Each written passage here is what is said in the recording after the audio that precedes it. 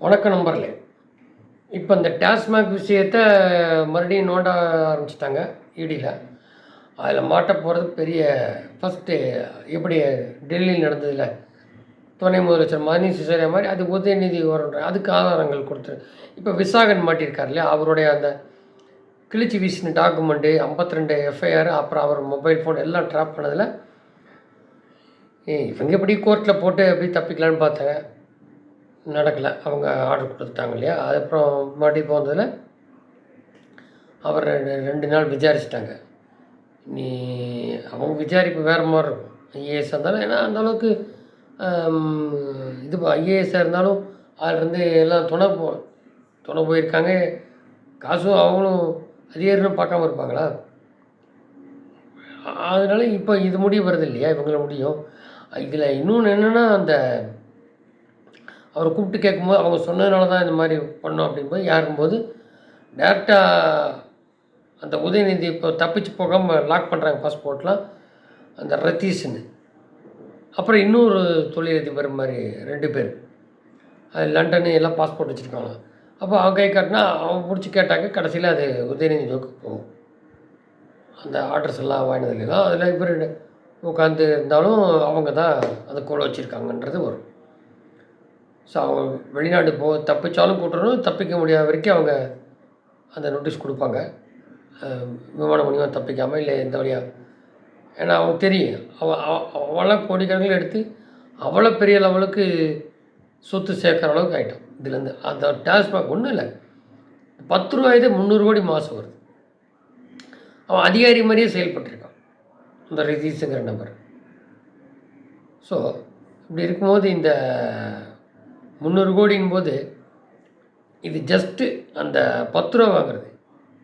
இதுக்கு அப்புறம் பார்த்தீங்கன்னா அவர் அமித்ஷா சொன்ன 19,000 கோடி ஆக்சுவலாகவே வந்து பிடிஆர் சொன்ன மாதிரி பாதி போகுது.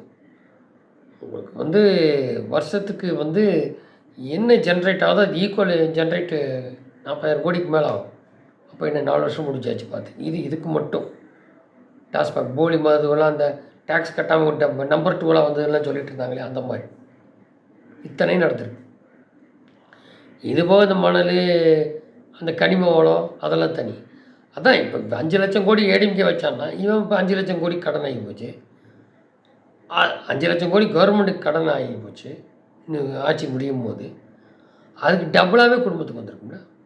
இதுலேயே கணக்கு பண்ணால் உங்களுக்கு வந்துடுதில்ல.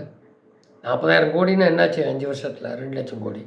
மணலும் அது அதான் இங்கே கடனை வச்சுட்டு அப்படியே வேறு வழியில் திட்டம் பல இது மூலிமா விடியலுங்கிறாங்க. அப்புறம் இதெல்லாம் போக அந்த ஒரு ரிலேஷன், ஸ்டாலின் தரப்பு ரிலேஷன்னு ஏதோ மாமனார் பணக்கார கம்பெனி வச்சுருக்காரு, 100 கோடி ரூபா கொடுத்தா அதை மட்டும் படம் எடுத்து லாபம் பார்க்கணும்ல.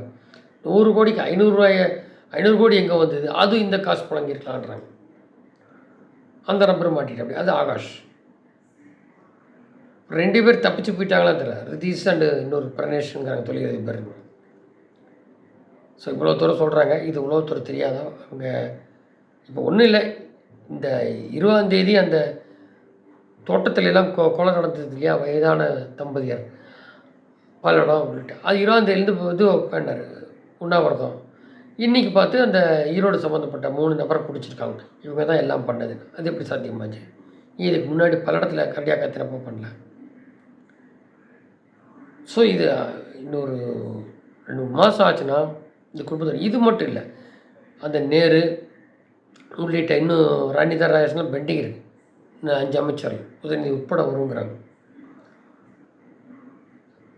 ஸோ அதெல்லாம் கூடிய சீக்கிரம் என்னென்னா இதெல்லாம் ப்ரெஷர் எப்படி போடுவாங்கனாக்கா, தேர்தல் நெருங்க ஜாஸ்தி வரும். இவங்க அதுக்கே ஓடணும். அதை தவிர்த்து வேறு எதுவும் பண்ணக்கூடாது. எல்லா பணத்தையும் பிளாக் பண்ணணும். இதுதான் இது எப்படி சாத்தியம்னு கேட்டிங்கனாக்கா, ஒன்றா இது எல்லாம் சொல்லியிருந்தாங்க ஜெயலலிதா மெத்தட்னு இப்படி வச்சுக்கேன்.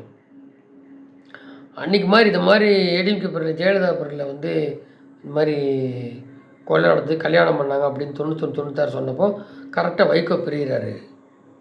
அப்படியே டிஎம்கே பாதியாக பெரிய மாவட்டத்தெல்லாம் பிரியும் போது 93 உருவாக்குறாரு.